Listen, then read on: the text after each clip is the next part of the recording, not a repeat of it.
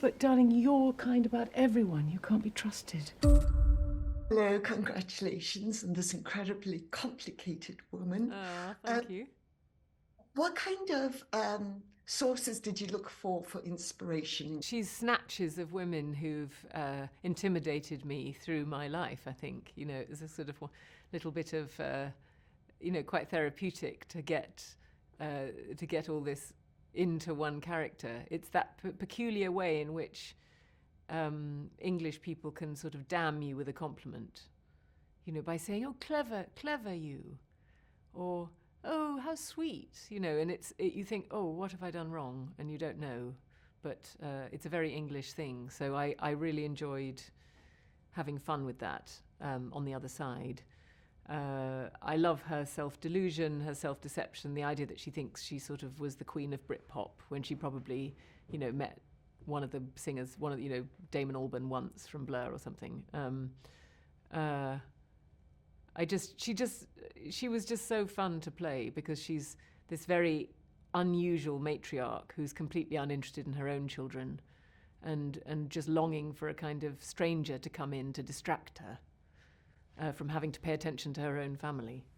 How important was the setting and the clothing? Very important. It was everything, really. And Emerald was wonderfully specific about the clothing. She knew exactly how she wanted Elspeth to look. We sort of based her in looks only, vibe. It was Sienna Miller in her heyday of kind of making everybody want to dress like her. So we thought Elspeth would definitely be sort of in that camp of the sort of bohemian, aristocratic, able to completely outdress everybody and underdress, in the kind of way that just defies the rules, and you never know which way, what you should be doing when you're in her presence. Being at a dinner table with all of that conversation and eating. So any insight into capturing those scenes? I don't think Elspeth eats very much. I think she might do her eating sort of afterwards, late at night in the kitchen, so that she can be sparkling at dinner, drink a bit of wine. But,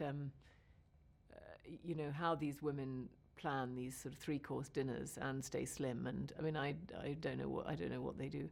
The only time she really does sort of eat is when she's eating the shepherd's pie in that very kind of crucial scene, which is, shepherd's pie is so representative of English sort of nursery food, things that children grow up on, that kind of stodge, which you'll find so many people in England, even if it's not very nice, feel a tremendous kind of comfort from because it's somehow connected with nourishment of the soul in some way they don't fully understand.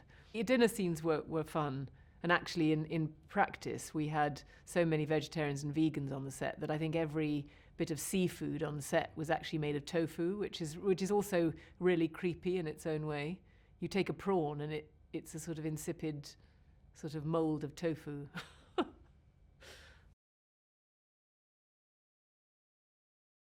Scenes between you and Carey are like fireworks. Oh. Talk about capturing that between the two of you.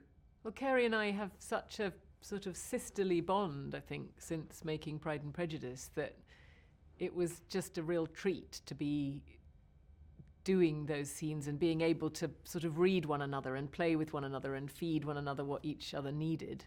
And we laughed a lot, and Carey makes such an impact in her couple of scenes. I mean, it was such a gift. It shows you how much she reveres and loves Emerald from their experience working together, that she would come back and do this delicious little cameo, and do it so unforgettably, and with such an iconic look. I mean, she doesn't waste a second of screen time, with that extraordinary hair and the tattoos and the couture clothes, and it's just fantastic. Thank you so much. Thank you. Bye. Bye.